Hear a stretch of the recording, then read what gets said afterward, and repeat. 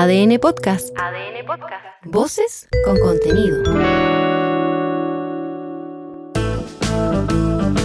Cada día nos bombardean con noticias urgentes, impactantes y a veces completamente innecesarias. No desesperes. Aquí tienes una pausa necesaria. Leo Honores te cuenta lo importante, sin titulares catastróficos, sin estresarte. Relájate, ponte cómodo o cómoda y escucha lo que realmente vale la pena. O las risas. Hola Leo, ¿cómo te va? Hola, el Consejo Fiscal Autónomo volvió a mirar las cifras y sorpresa. Los números no mejoran por sí solos. El informe instala nuevamente dudas sobre el estado de las finanzas públicas en un escenario cada vez más exigente. Pero el diagnóstico es claro: déficits fiscales persistentes. Esto es que el Estado sigue gastando más de lo que tiene, pero con disciplina, en el desbalance. ¿Cuánto el kilo de pan? Y hay más. Con los datos actuales, la copia feliz del Edén se encamina a un cuarto incumplimiento consecutivo de la meta del balance estructural. Es decir, 4 años seguidos fallando en el indicador clave de la disciplina fiscal. Un detalle técnico, dirán algunos, hasta que deja de ser técnico y empieza a ser más bien estructural. A esto se suman errores reiterados en la estimación de ingresos, y acá es importante el factor tributario.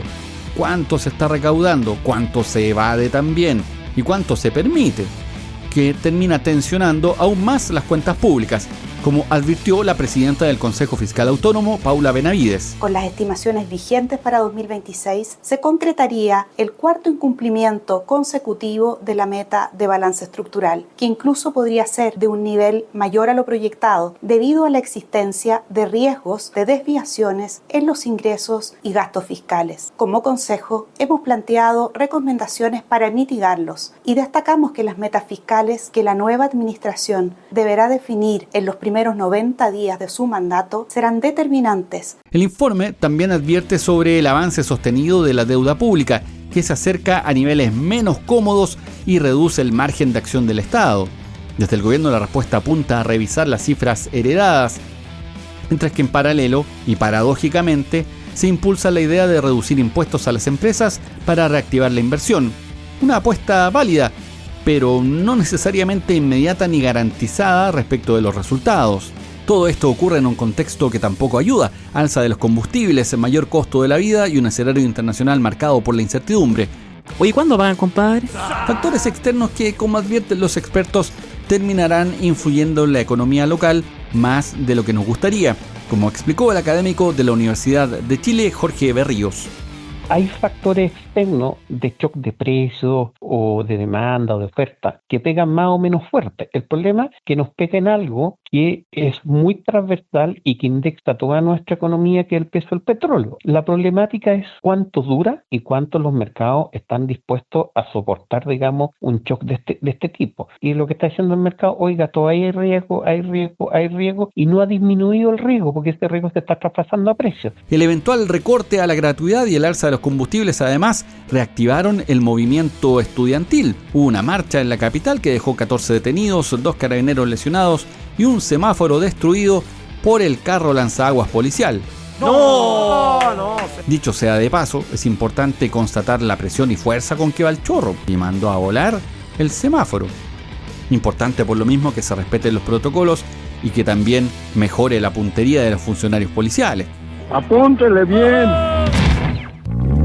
Ahora, sobre el tema de fondo y los cuestionamientos a las medidas del gobierno esta semana, el presidente dijo que podemos tener grandes debates sobre un concepto, pero esto no va a solucionar los problemas. El problema, señor presidente, es que los conceptos técnicos existen justamente para evitar las discusiones. Establecer márgenes precisos es la idea, que sea comprobable y que de paso den estabilidad. Relativizarlos al final es contraproducente.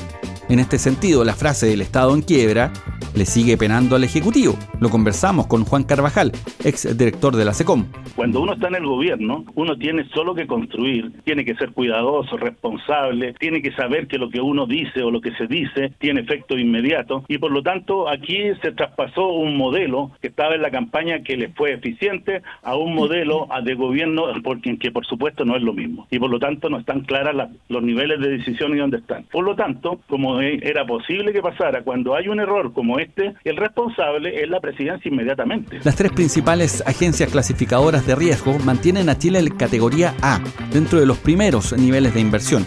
Es decir, al menos en lo fiscal, el país sigue bien evaluado. ¡Bien! Lejos de escenarios como el argentino, nivel especulativo, o Venezuela, que ni siquiera tiene clasificación.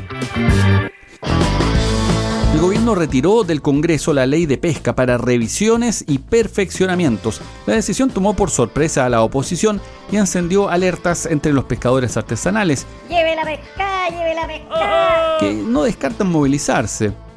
Porque si algo genera tranquilidad en ese sector es claramente no volver a foja cero.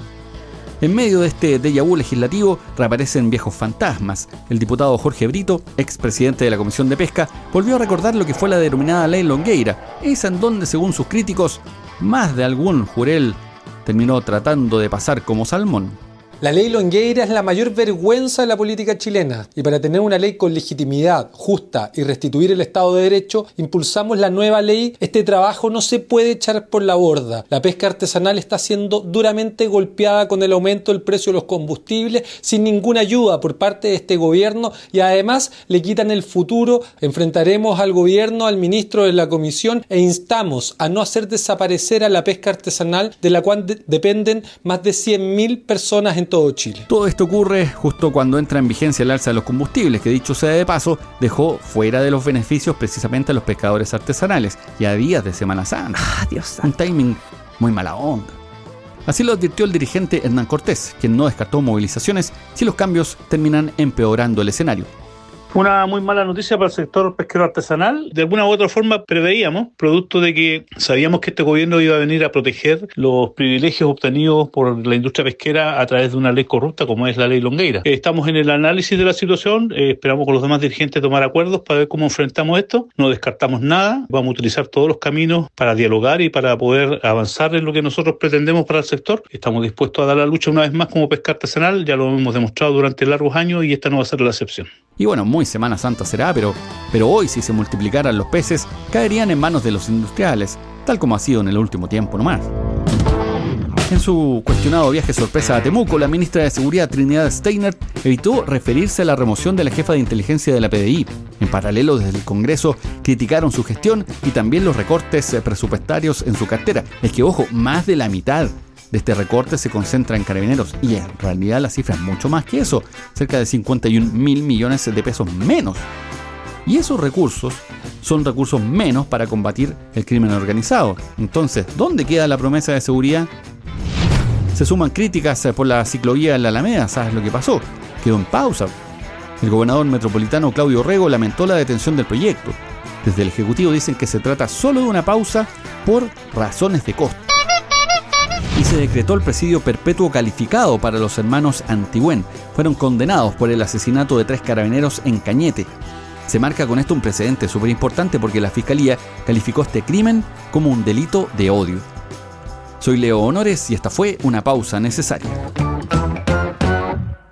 ¡Lleve la pesca! ¡Lleve la pesca! Hasta aquí el capítulo de hoy. Pero no te preocupes, el mundo seguirá girando con noticias y memes, para bien o para mal. Si quieres estar informado sin estresarte y reírte para no llorar, este es tu podcast. Una pausa necesaria. Disponible en adn.cl, Spotify y plataformas digitales.